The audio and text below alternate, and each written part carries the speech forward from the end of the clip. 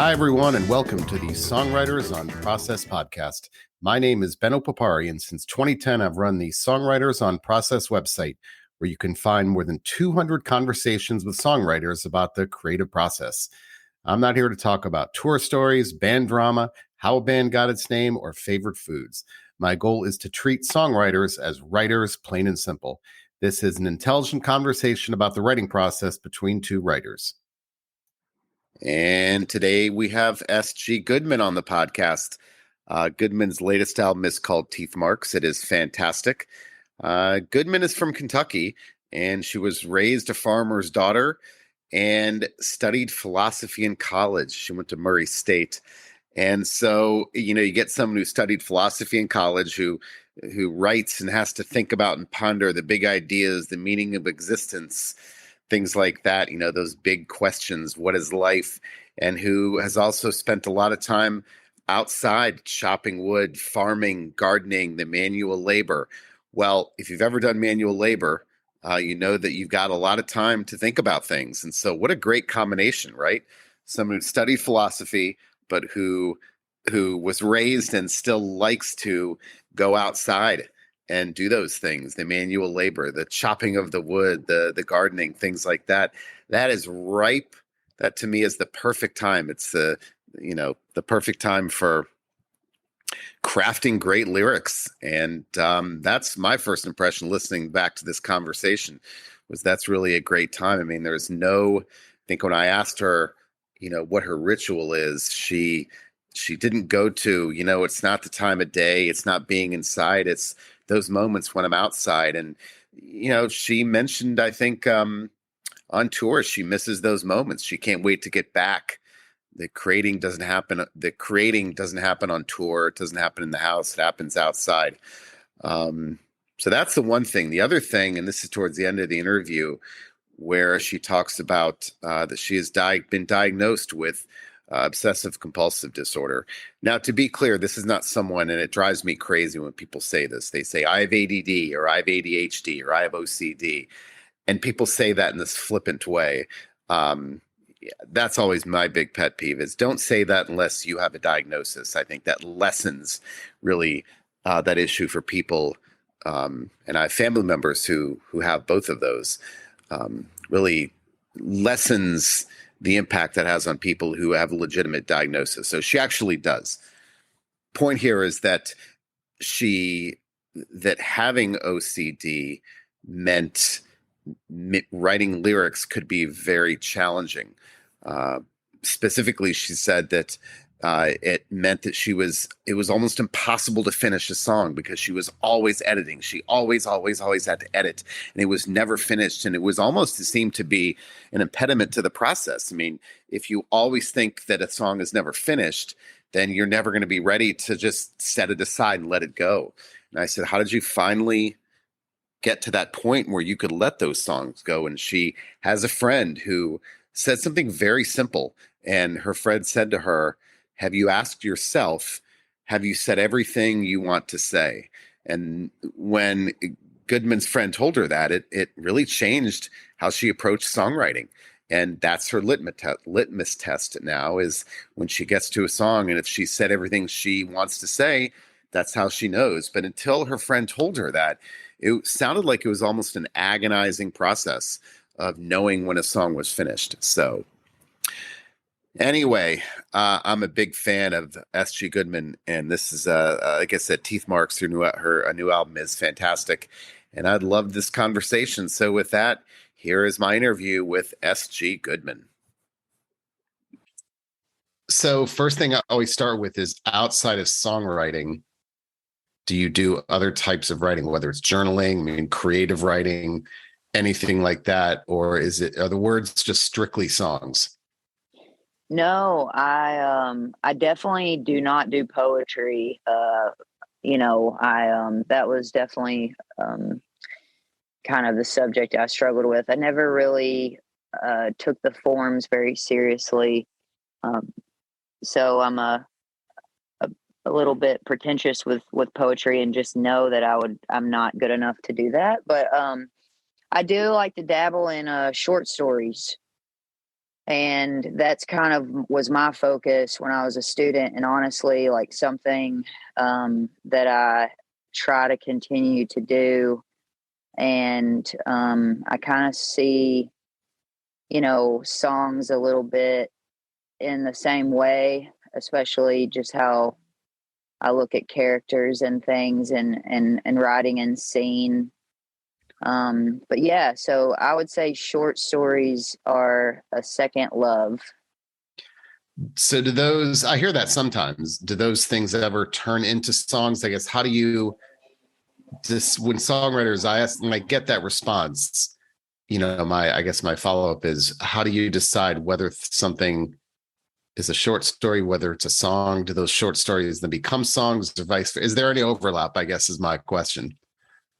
I know that there is overlap. I would say, subject matter kind of sometimes appears in both forms, but I don't purposefully do it. On my debut album, Old Time Feeling, there's a song on there called Burn Down the City, where I talk about a situation where my dad, who's a farmer, was burnt severely all over his body in a field fire.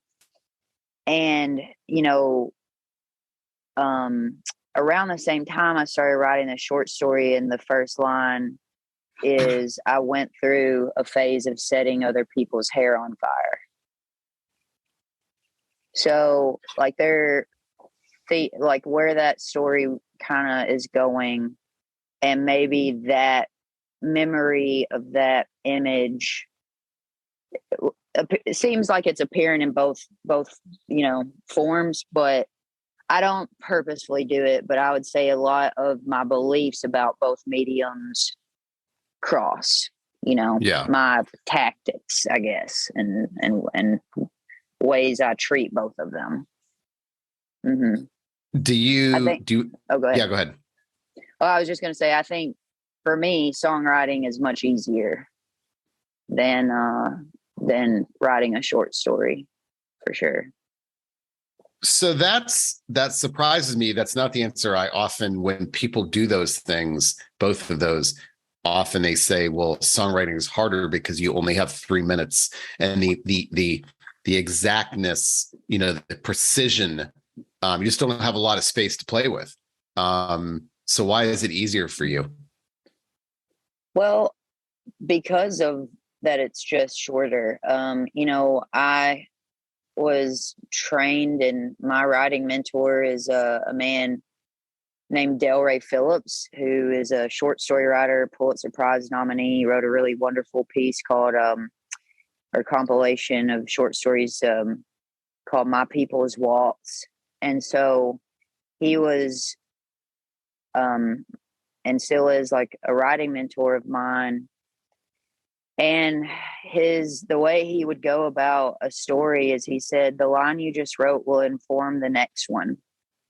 And don't think about it. Like, don't think about it any further than that, because, he would always say, and I've been quoted saying this, and I definitely took this from him and applied it to songwriting. He would always tell us that a story will go about its business. And that's kind of what he's meaning by that, is, letting the story tell you what it is supposed to say. And if you're having trouble, it's probably because you're doing the opposite. And so I think I look at songs in the same way. You don't always start, your first line isn't always your first line, but it will tell you what should be before it and what should be after it. And, because of a song isn't as long as a short story, if you're going about it in that kind of system, you're going to be done a lot sooner. That's true. It's from a practical perspective. Yeah. Do you think that, speaking of writers, I mean, I read these interviews with writers in the Paris Review, and, you listen interviews with songwriters, not with songwriters, with poets and short story writers and novelists. And they always say, write every day. Doesn't matter how bad it is. You got to write every day. You have to make sure you're writing every day. But most songwriters I talk to, or a lot of them say, nope, rather than that, it's more right when the inspiration strikes. So I've always found that interesting, that songwriters tend to be kind of alone in that space where, most writers, prose writers say you got to write every day. When I'm asked if I write every day, I would say I think I do, but it doesn't. I don't think the way I write every day, a lot of people would say, "Oh yeah, well that technically counts." So there's not too many days when I don't think of at least a theme or an image or an idea that strikes me, and I use my iPhone a lot, or I have a couple of notebooks. I'm a big legal pad girl, so I'll jot it down. And so it's not necessarily a flushed out idea, but it's something, I would say I'm always in the creative process, but it's not like I have a desk in my house or a particular notebook that I put stuff in at the same time every day intentionally. I do believe that if something is kind of sticking out to me in the world, or a thought in my brain, I do know kind of the importance of, even if I don't understand what it's saying to me right then, put it down somewhere, put it in a voice note. So I consider that writing every day. But do I pick up the guitar and intentionally try to write a song or a verse or something? No, I don't do that. So wherever that puts me, that's the way I do it. But I'm not, I would say most people, when they say write every day, they wouldn't say I'm disciplined enough to be able to say that. Well, I think it absolutely is writing every day. And I think it lessens the anxiety. When I was a professor, I told my students, your writing process is always taking place. It's taking place when you're eating, sleeping, walking, talking, on your phone. It's always taking place. And I think that the less precious you make it feel or appear, the less anxiety there is. If you look at it as, because I think you're absolutely writing every day, no matter what it is that you're doing. But if we think of writing every day as sitting down with a pen and a paper and writing something, that can make it much more anxiety producing. But even then, I always believe that somewhere in my head, those ideas they're stewing, even maybe not on a conscious level, right? Exactly. And, I I really trust that method for myself, because I have a lot of friends who are songwriters and, artists themselves, and who will say, I write a lot of bad songs or whatever. And I really actually, I'm not saying I don't write bad songs, because everything's subjective, because a lot of people might think my songs are bad, but I don't typically follow through with an idea that isn't nudging me to, in a real way. And that just means some of those little ideas that I put in my notepad or notes on my phone or whatever, they might not appear back into my life or my brain for years. But I know that it's purposeful, and I trust the process. And like going back to, and this new record, Teeth Marks, all of a sudden I had the image of a killdeer bird, which is spelled killdeer, it's a little bird. And years ago, I was thinking about that bird. It was a prominent figure in my childhood around the farm, and wrote a note in my phone, and was thinking about, how could I focus like a song around this little creature. And, many years later, I'm driving home from a studio, and I'm just, this melody pops in my head, and I talk about a killdeer mama. So, I would say I was in process for that song for many, many years. But like you said, it was just stewing somewhere, and my brain told me to make a note, and it had a purpose. But I didn't force it at all. It did, like Del Rey would say, it went about its business, showed up when it wanted to. And so where were you so you said you were driving when it came back to you, where were you again? So when I was making Teeth Marks, the song that I mentioned that in is called If You Were Someone I Love. And there is a rock side of that track, and then there is kind of an a cappella, more Appalachian style singing side. And I had the full idea for the rock portion, and I never was really satisfied with, did I say everything I needed to say in this song? And I had a rare moment of being alone after leaving the studio, actually cutting the first side of that track. And I kind of took the wrong turn getting back to the hotel, and I was just kind of humming to myself. And that's when, I was still had, obviously, If You Were Someone in My Love, like that song in my head from tracking it all day. And that's when I finished that song. And on the album, if you get the like vinyl, it's one song total. But with the streaming world, it had to be cut into two, but it was intended to be one full track. And that's where I wrote it and how. I'm guessing then you don't really have a ritual in the sense of maybe time of day. Is there a time of day or a place when you tend to get your best writing done, or does that not matter at all? Like, are you more of a morning, night person, or do those things not matter? I would say when it comes to songwriting, I don't get to choose that. I wish I could. There's a lot of parts of me that wish I did have a set thing that I could do, that would produce a song for myself. But in general, I am a morning person. I would love to have a schedule where I was waking up at 5 or earlier and going to bed at like 8:30 or 9. So, I think that I really don't have. I've written songs at every hour. It doesn't, unfortunately, I can't. It's not something I can be like, oh, if I just had the morning, I could get a song. Yeah. But that's not how it goes, unfortunately. I think a lot of my process doesn't necessarily have to do with a time of day, but maybe a lot of times, I was raised a farmer's daughter, and I did manual labor as a child, and have continued to do that into my adult life. Before I was like an artist with a record deal, I did manual labor. I did landscaping and yard work, ran a weed eater for 12 hours a day. And I still, whenever I can, and back in the pandemic, I worked on a property out in the county for an older gentleman.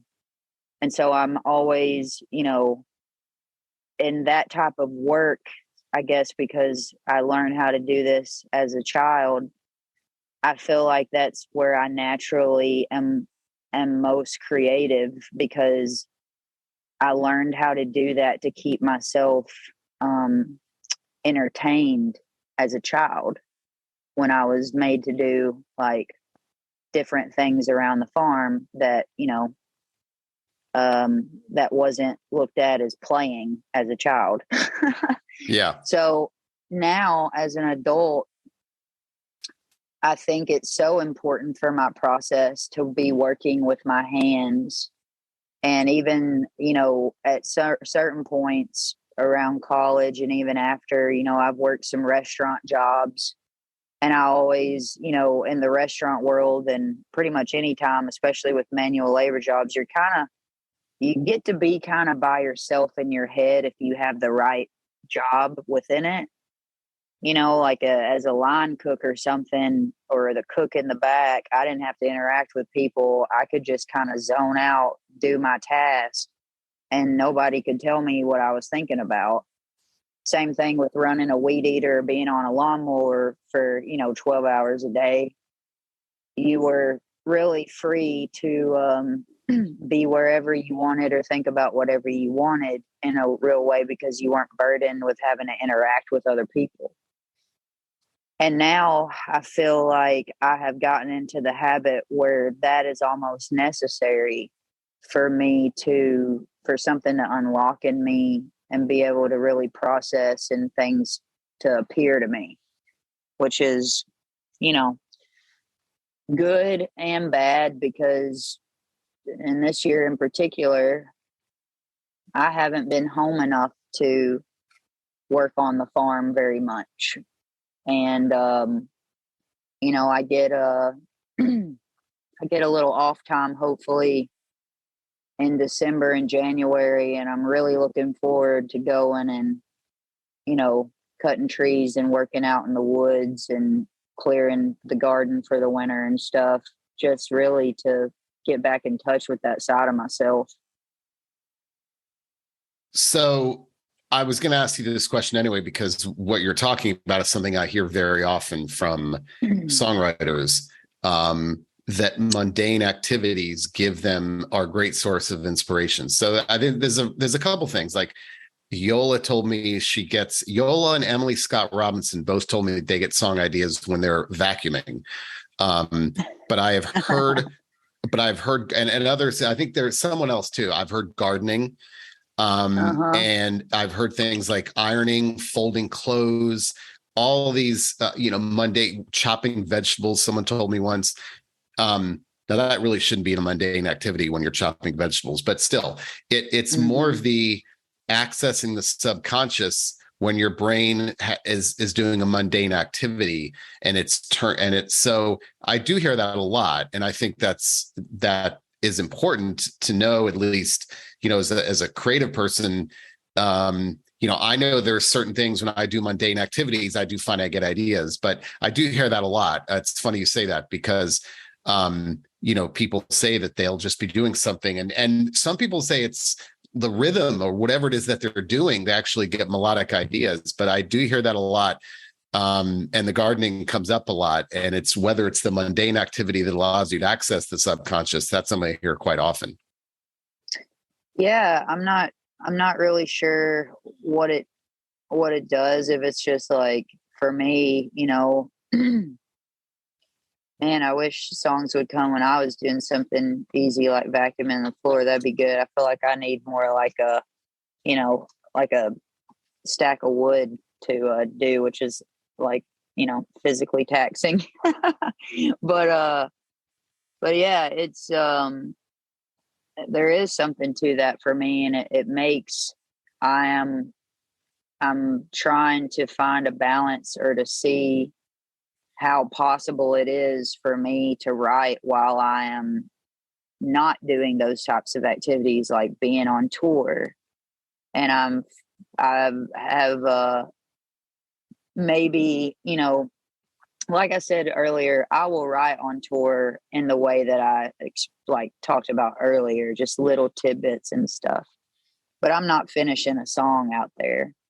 And a lot of that is I do a lot of times when I'm writing a song, I will maybe write a verse and then take a walk, sing that verse, let it sit for a minute. Like it's sometimes they'll come in a burst where I don't, get to take a walk, but having space to walk away from something without being interrupted, I feel like is kind of crucial for my process too. And when you're the leading lady and on tour and you're walking out of a green room, or you have like your whole band in your green room, or you're trying to walk in a parking lot, you're more than likely going to run into somebody who's there to see you, or a crew member that wants to talk to you, or your bandmate that needs the key to the van or whatever. You're always being interrupted. There's no uninterrupted time when you are touring at my level, Yeah. Which is like, and by my level, I mean like, a low level where you're in a van, no tour manager, you don't have a crew. So a lot of responsibility is on you. So it's just like, there's no mental space to do anything other than survive that circumstance, much less like get into some sort of be able to tap into something else. That's not in my ability right now. I know some artists are able to do that, and I'm very jealous. Well, the other thing a lot of songwriters tell me they get that song ideas when they're walking, hiking, biking, something about the movement. Yeah, I absolutely use that as a part of my process too, but something about the movement, not the solitude, not the fact that you're not with someone, but there's something about the movement itself that gives people great song ideas. So I hear that often too. Yeah, unfortunately for me, solitude is very, very important for me on many, many levels. I'm actually, even though I'm a performer and I do love people, let the audience know, I'm not an extrovert. And it's not even being in front of the crowd that is as draining on me and that part of myself as it is just being with, my wonderful band. And I'm not saying that sarcastically. They are good people. They can't help that they're, that I am, not really capable of being around anybody for more than a week and a half. But there's the solitude aspect of writing and being able to not have anybody else's influence in my brain is something I really struggle with, for sure. And I wish that wasn't the case, but I do have a hard time being, drained in other directions where I don't feel like I have the ability or the energy for creativity. It's hard. Yeah. You mentioned also, that like when it comes to that, like walking, literally getting away, I use that like when I'm in a rut, I absolutely step away, go for a walk. And I find that the ideas kind of sort themselves out when I'm getting away from it. I mean, I use that actually as a part, like when I feel like I'm in a rut, I do actually, take a walk, and I find that somehow those problems end up getting, solving themselves, whether it's a sentence, an idea, or something like that. So, yeah. Yeah, but it sounds like you do that though, like that, or not necessarily when you're in a rut. You just find that ideas come to you when you're moving. Definitely. Yeah. Ideas come to me when I'm moving. And I think when I'm working on another goal, Yeah. Especially, it's always constantly trying to convince my brain that I'm actually not writing a song. And then that's when it probably comes. Yeah. And that's what I was mentioning earlier. I think treating it, that ideas tend to come to us, at least us, me, when you don't treat the process as precious.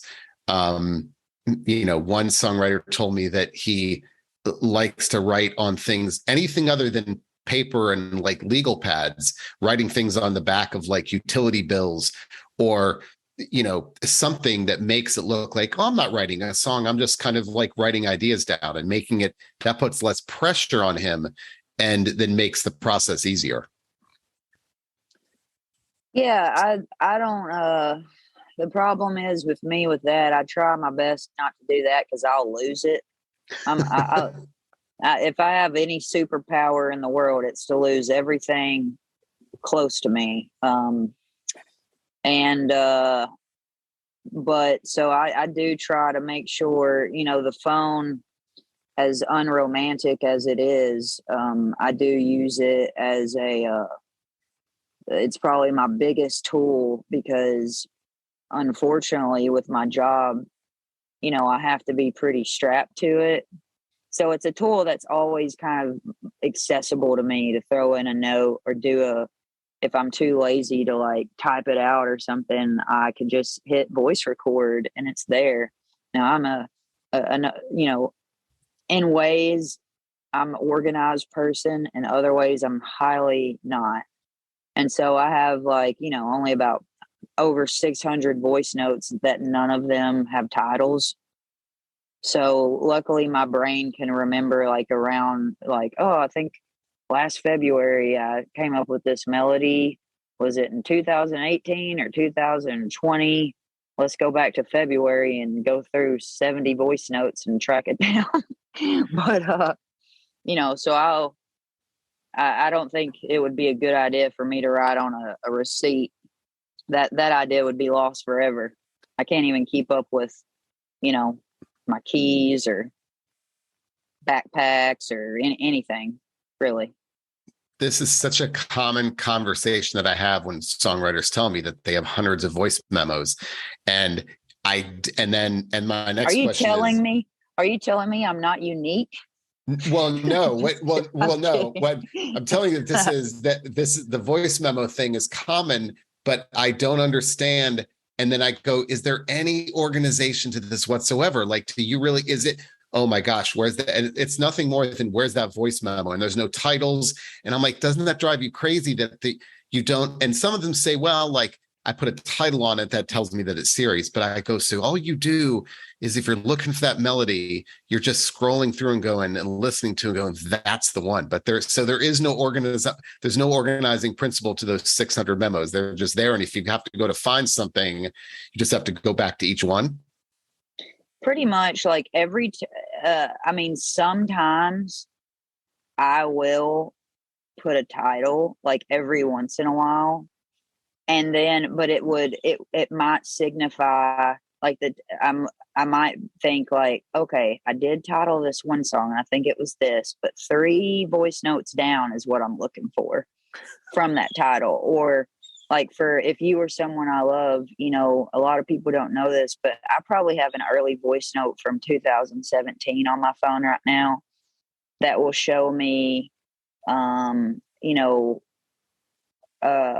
playing the chords to that. And I rehearsed with my bandmate and had him play the drums and played a really early rendition of that song where the lyrics that are on it at this moment were not. In fact, I just, was doing a melody with my voice. And, I know where to find that because I feel like the timestamp on that is around 3:08. And so I know in 2017, there's whatever song it was, because I kept coming back to that song for years because I knew I really liked it and something was going to come of it, but it took many years. But yeah, so somehow in my brain it got lodged like, all right, around 2017, can't remember the month. I think it was early winter, but around like if it's a song around 3:08 or whatever, that's the one. And then, the worst voice notes you can do is sit like in your music room or in your living room and just record yourself for like 15 minutes. Right. And then like at minute 12 or whatever is when you got the thing where you're like, now that's the idea. That's what was supposed to happen. And then you don't name that one, but it's like, all right, it's one of my tracks that are over 15 minutes. And so you have to, that can be a pain. But yeah, I don't make it easy on myself. Do you get ideas in the middle of the night? And I hear that sometimes too, like sleeping or, any of those middle of the night melodies come to you? Yeah, that, or like as soon as my eyes open and, you're a little sleepy and too lazy to like find your phone. But then, I know now at this point of being a songwriter that I will regret it if I don't. Mm-hmm. Like I trust it. I'm going to hunt it down. I'm going, there's so many. Another funny thing about my voice recordings is, let's say I'm in a crowded bar or venue or somewhere out in public and it's loud as shit. And I try to sneak out and like into the bathroom and you can hear the bar music in there. And I don't want to embarrass myself by like singing loudly in a bathroom stall. So I'm like getting the phone right up to my mouth and humming. And then you can barely make out the melody when you listen back, but it's there. But it's, not as clear as you would want it to be for your memory. And like that, I have stuff like that too. That is great. It's hard. Yeah. Lots of like, or where I'm in a crowd of people or in like my living room having friends over or something and not wanting to be rude and like, you know, just have my phone out and I pretend I'm on a phone call or something for a second. And I'm actually trying to lightly hum like a melody line in. And then you hear like, you know, your friends in the corner talking shit about somebody or whatever over your voice recording. Like, you know, there's some real little jewels in there. Reading, I'm sure you're a voracious reader. You've already mentioned. So are there certain genre? Who are some of your favorite authors? I know you mentioned your writing mentor, but some of your favorite authors. Are you an author person, a genre person? What do you like to read? I mean, right now, I'll be honest, like this year in particular, I have not been able to read anything long form much. I just literally have not been able to. And I hear a lot of artists, the artists who they're like, I got through 20 books this year. And I'm thinking, how did you do that? You're either, because if you're in a van, it's like, if you're reading that many books, then that means you have other good drivers and you're not the constant driver. You don't get car sick, so you can read in a moving vehicle because that's where we spend the majority of our time. Or you're in a van or a bus where you don't have nearly as many responsibilities and can be in a bunk or the back room and actually get to read, or have a crew that takes over responsibilities so you can just sit in a green room or a corner of a venue and read for a minute. None of those are my experience, or it hasn't been this year. So this year, unfortunately, there hasn't been a lot of books that I've been able to get through. But in the past and in the pandemic, you know, I love short stories. Um, I like Richard Ford. Um, you know, I've definitely read all of like Flannery O'Connor. I really like what she just put out a new collection, I think this year, Jennifer Egan. Mm-hmm. Well, she has a new book out. I didn't know. Yeah, she has Yeah, that book that's yeah, the book. I yeah. haven't got to read it yet, but I've seen it in the airports. I'm like, and I've been told I should get it, and I'm like, it's just going to collect dust for a while, so I'll get around to it one day, but not right now. And then, you know, in the pandemic, so those are like, you know, just name. I've let's see. I like a lot of short story writers, and I did at the beginning of the year. I had a tour canceled, and I told myself, you know, if you read 1 to 2 stories a day, you can get through the whole Norton anthology of collected short stories. That's true. You can. And I started that. And I quickly, you know, around like February when I was starting to have to gather assets for this record, you know, that whole process went out the window. But I did get through quite a bit.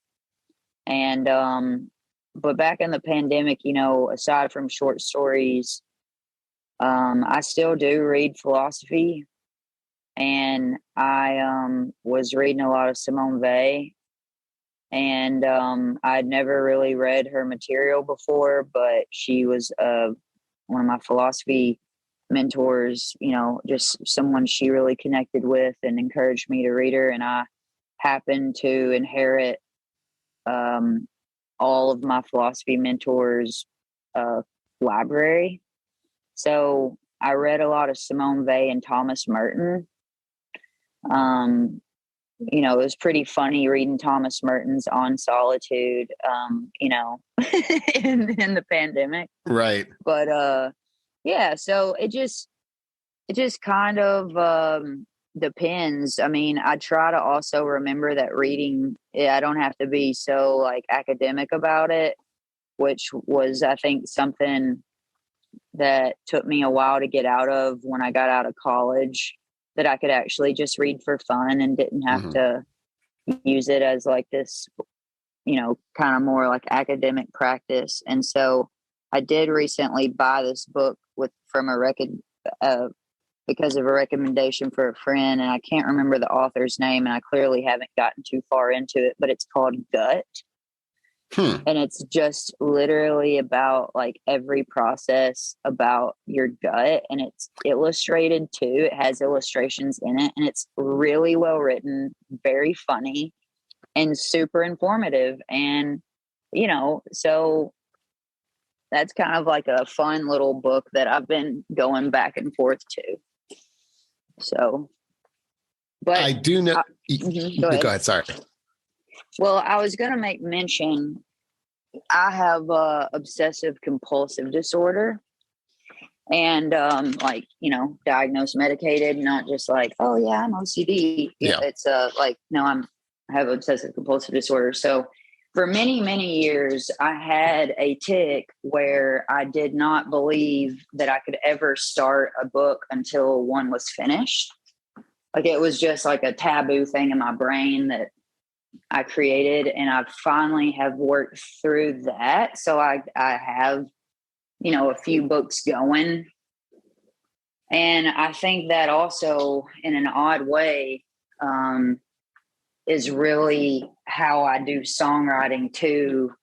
A lot of times, or the OCD has affected a lot of my methods when it comes to writing songs. Mm-hmm. In what sense? For instance, a lot of things about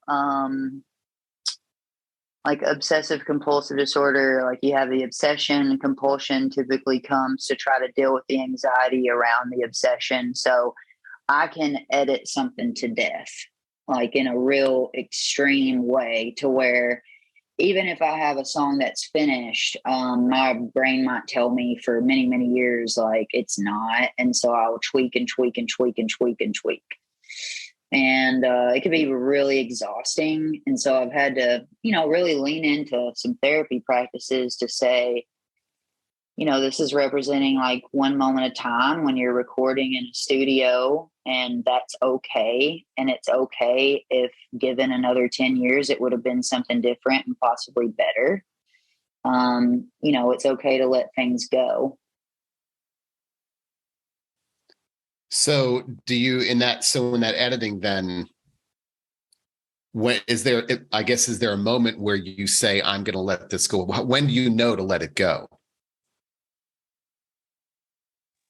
Well, a good friend of mine, a song on my debut album called Redbird Morning, I have like a few other verses to that song that didn't make the record.